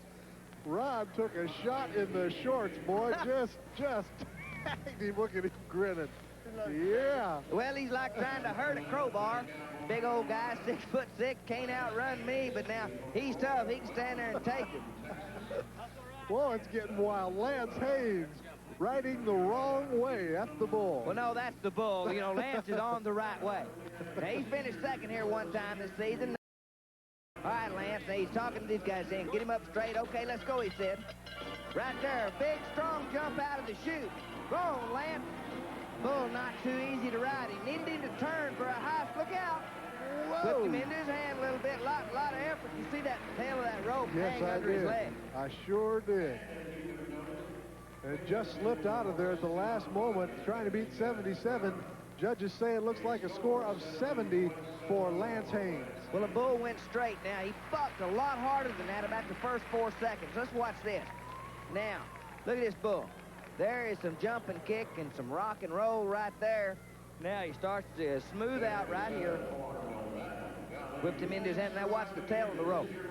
It's right under his leg. See it getting tight? Oh. I saw Glenn McIlvain tear up a knee. Things like that, just like that happening when you're hot, you're hot.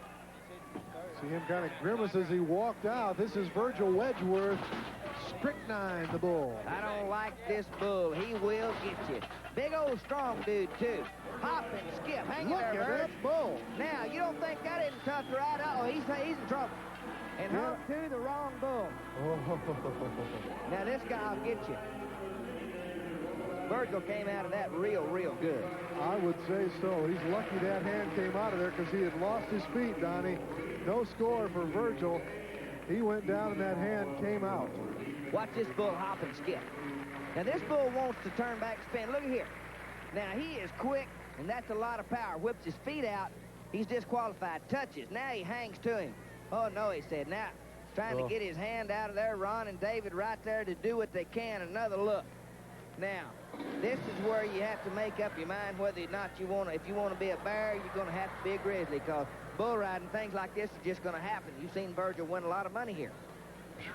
We're looking now at Dax Lackey, Fandango the bull. All right, this bull squats in the chute a little bit.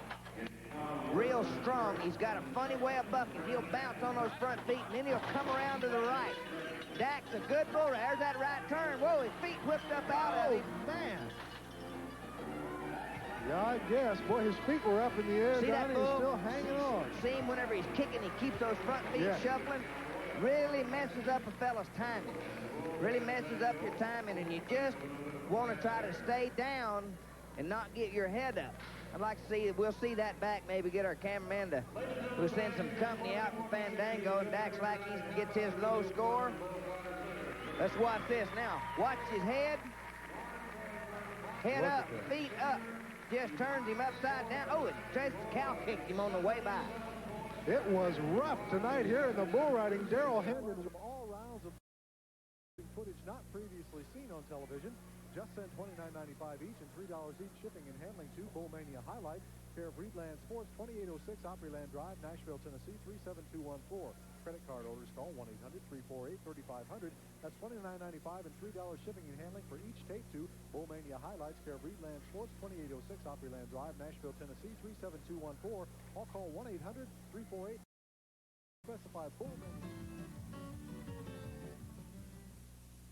Final event for the Prairie Circuit Finals Rodeo. Yes, sir, it's bull riding, and there's one just waiting for his time in the arena. They're rolling out the barrel rather unique way there, Clem McSpadden, as we see Mike Erickson, the man to beat as we go into the final go-round, his two-round total, 158.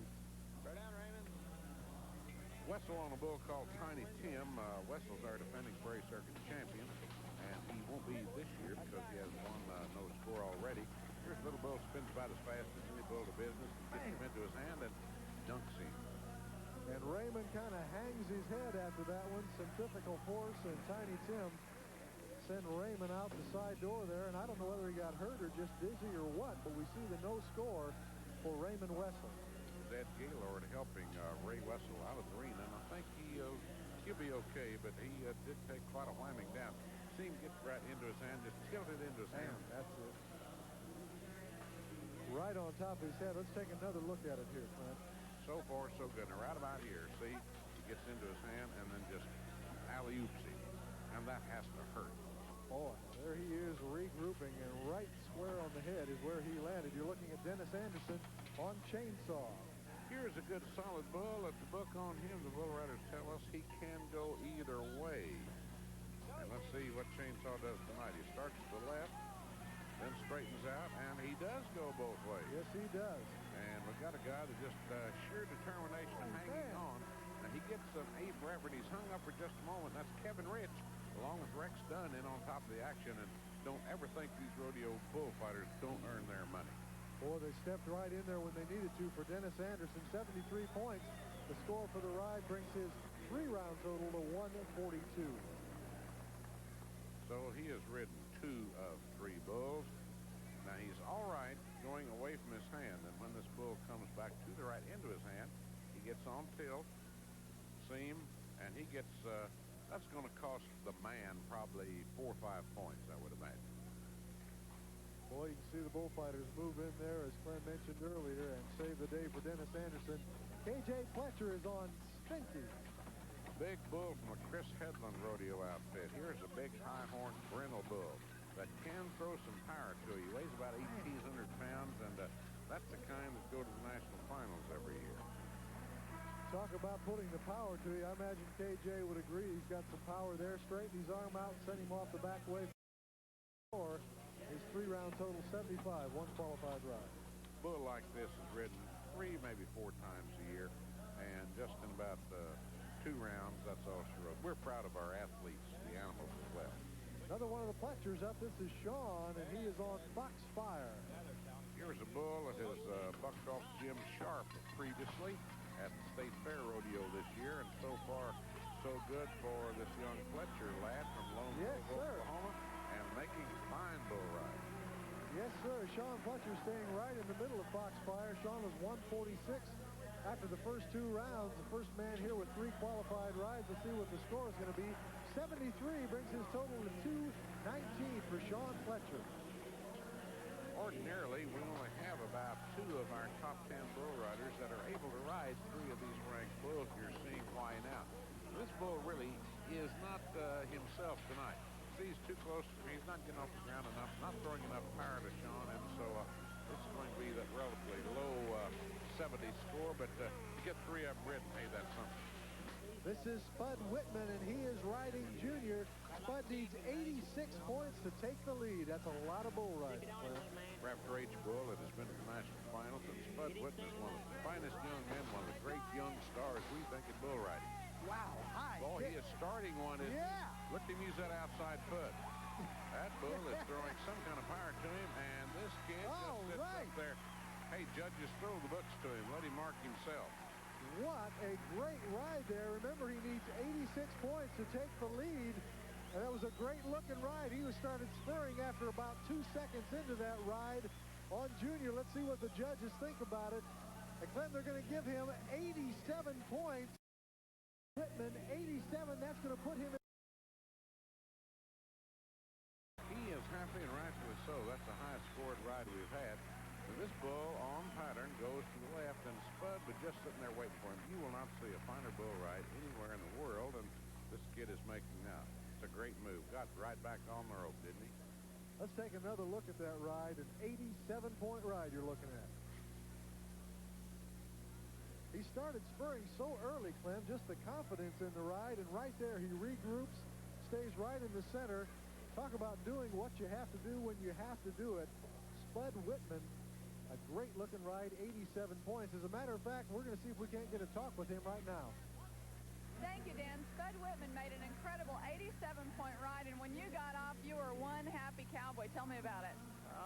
I knew he's a good bull, and, you know, Dale Hall, all his bulls, you go to one of his rodeos, you expect to draw a bad cat, and I knew he'd sure buck, and luckily things worked out, so I was real happy over the deal. Yes, ma'am. You look pumped. Let's go back and watch more bull riding, Dan. Okay, I think my sports coat's older than Spud Whitman. Here comes Brian Rice on Slam Dunk. You see now why this bull gets his name. He is prior to the Butler and Gaylord outfit, runner-up for the PRCA Bucking Bull of the Year. He has been ridden once in a PRCA rodeo, only once in his career. That was by Tough Hedeman this year. And he's bucked off Clint Bronger, and he's bucked off Jim Sharp twice. He's very aptly named Slam Dunk because about the second hitch out there, when he drops the shoulder and comes back, that's where he gets him right there. What a move. Well, we are getting set now for Mike Erickson coming up. Pam had a chance to talk with him a little bit earlier. Mike, you've got an incredible 12-point lead going into this final go-round. Does that put some pressure on you? What's your strategy? I'm just going to ride my bull tonight. It's another day at the office, you know. I'm going to try to do my best, and we'll see what happens.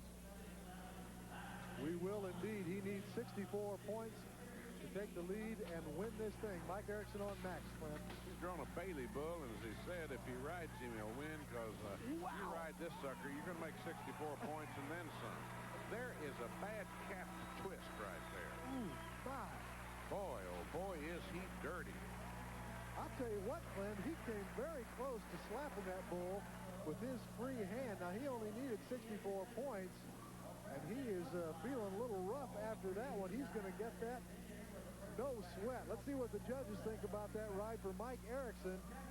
They say 79 points. What a bull riding. 79 points. His total 237.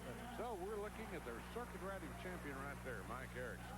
Now this bull is hard to ride. Not the showy little thing we saw a while ago. Right there was a bad move, and look at this kid get back. And right there is where it looks so close. Yes, yes. But good eye, judges, give him the benefit. Benny Butler likes good bull riding, doesn't he? That's what we had here this evening. Mike Erickson wins at 237. Spud Whitman comes in second, 221. And Sean Fletcher comes in third place. Right now, let's go.